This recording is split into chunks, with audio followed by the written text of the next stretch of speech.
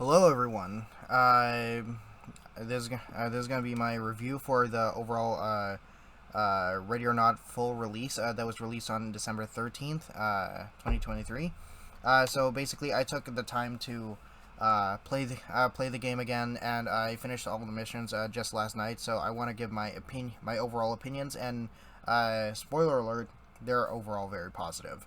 Um, Also, Happy New Year. As of today, I'm recording this on January 2nd, 2024. So, yeah, I also just like to say thank you very much for the year. I know that I don't upload too much on my channel, so I'm excited. By just letting y'all know, I got tons more content planned out for y'all. So, without further ado, I'm just gonna get into the review here. I'm just gonna separate this into like pros and cons.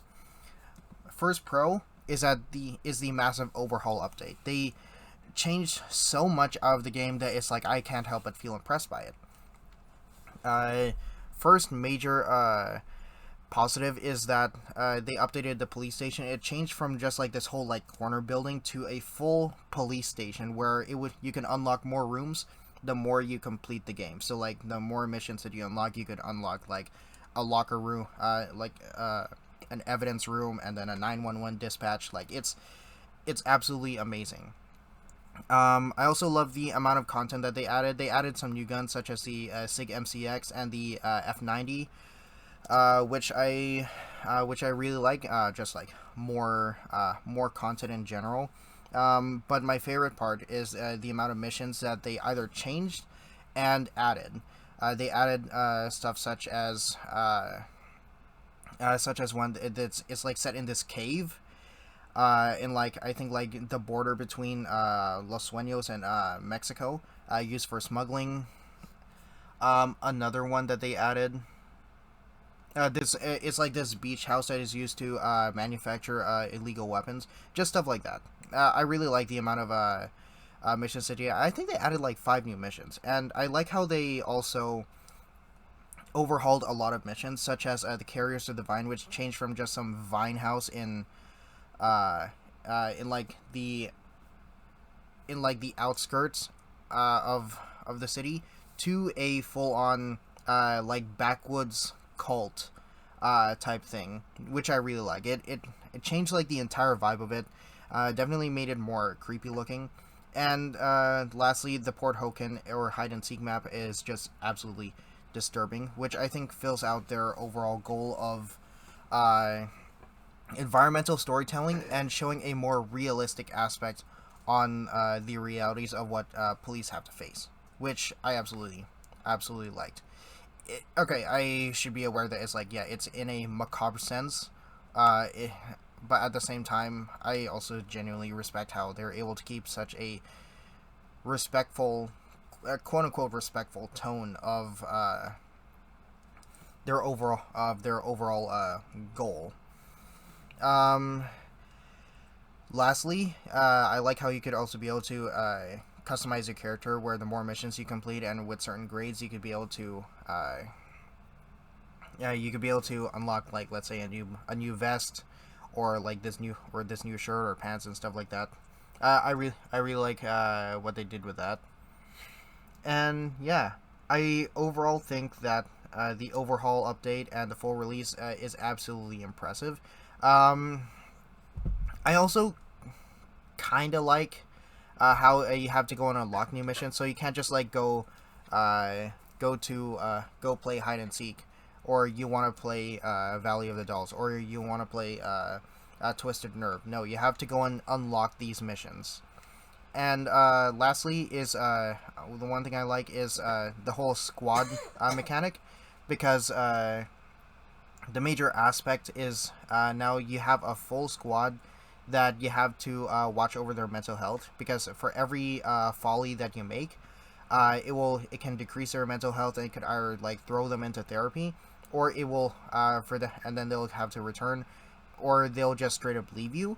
Uh, and then you have to find a replacement. And the importance of this is that every squad member now has a special perk where if you complete enough missions with that particular squad mate, it will unlock a perk that could like increase their overall health, increase status effects like stun, or help them negotiate with suspects, or even just like watching over their overall morale or mental health is absolutely, I think it absolutely adds to this incentive of the importance of trying to do things professionally. And I can assure you, the game does not tolerate anything such as like fooling around or tomfoolery, because it's because they want to try to keep things professional. And I can argue that that is probably more punishing in this version than in the beta. And lastly, I just like to go and talk over my gripes with the game, in which I basically have two, like technically three, but the third one is more minor, in which I'll get into. Is the one thing I don't like is that let's say you fail a mission, all of a sudden you then get graded, and then you look at your squad's health, and then you have to go and start managing your squad a bit, and then you have to reassess, and then you have to restart. I understand where they're going at, but I think that it's just very tedious that you have to go through like, let's say, like 2 to 5 minutes just to go and restart this one mission that all of a sudden like you died like 30 seconds in because you turned this corner, and then boom, you get your head blown out. It's just tedious, and I think it's very frustrating, because it's like I kind of just want to get like back into it, back into the mission. So I feel like that there should be some way to add like a restart function, so that you could still get graded, but still just kind of like get back into it. Or at least I feel like that there should be a function for you to go and restart the game when you, like let's say you're like in the middle of a mission, like 2 of your squad mates are dead. I feel like that you should just restart the game so that you could, restart the mission, so you could like, let's say like cut your losses. So at least it would still emphasize the importance of trying to go through it entirely, but still like it would save the inconvenience of having to go back to the station.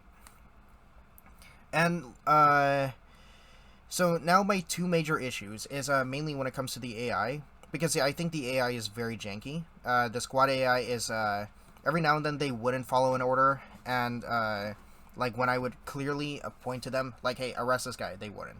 Hey, go to this door, they wouldn't. And I think that some navigation with the AI could also use some tweaking. Like I'd be standing in front of one of them, instead of like just moving past me or going around me, they would just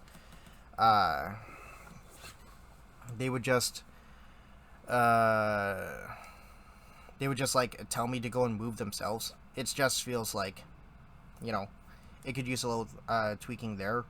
But my bigger complaint is with the enemy AI, because it feels like that almost all of them have the accuracy that of a Navy SEAL sniper, instead of like just some random nobody with a gun, right? It just, first off, it's just immersion breaking, and second, it's just annoying, because the amount of times that I've played Carriers of the Vine, for example, which is basically some backwoods cult in the middle of nowhere, they all have this ability that it looks like that they just have aimbot, and it was just like very frustrating mission. I really like the mission, but I think the amount of times that I've died due to due to the amount of times that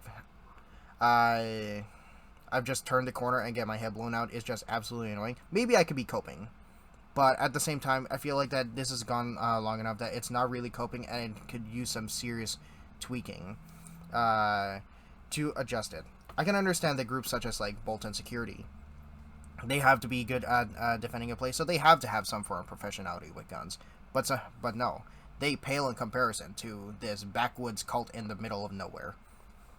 I say that is a major issue, the major issue that they should address to the most. And lastly, I think there is just like some optimization issues, which is the major.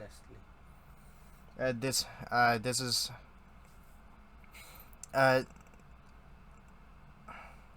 just the optimization. So for reference, it's because I run on a gaming laptop, and I'd say that it is still pretty good. I've had it for around 3 years, but I think that the game could use a little bit of optimization, because I'm running on the lowest settings, and I could get frames as low as like, let's say 20 frames a second, like this, if you could see here on the top menu, every now and then it could, I think it would show something like it would lower to 23 frames a second. So I think that it would be good for them to add, I guess, like some form of optimization for laptops. I understand that it's that gaming is an ever evolving thing, so they can't have everything accommodated to work on a potato. Not that my laptop's a potato, but you know, I guess just some way to help accommodate stuff like that, or at least make it easier for it to manage, would be overall a good thing. So finally, my overall verdict of the game is still a very positive verdict. I originally gave the beta release, at least on Steam, an 8 out of 10. I really like the whole dark aspect, the realistic aspect, and the amount of customization and squad dynamics. Like, just overall, the game is near perfect, and I would say that it's definitely it was definitely worth the money. Would I say that for this for the increase in price, like where now it's worth $60 Canadian? It really depends. I'd say that obviously it's better to wait for a sale, but if you're really into stuff such as tactical shooters, like you like Insurgency Sandstorm or Escape from Tarkov, this will definitely be a game for you. Personally, I'm into that stuff, so I think that it's absolutely worth it to me. But for the casual player, really do your research and see if you're into it, and kind of go from there. That's what I'll say.